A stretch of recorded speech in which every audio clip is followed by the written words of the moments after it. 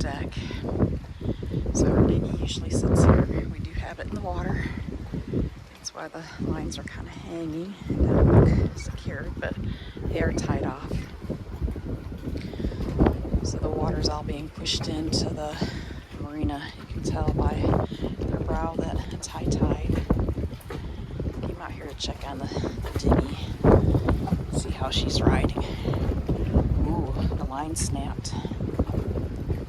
So let me go ahead and tell Jim so we can go ahead and get that back secured. There's a little swell coming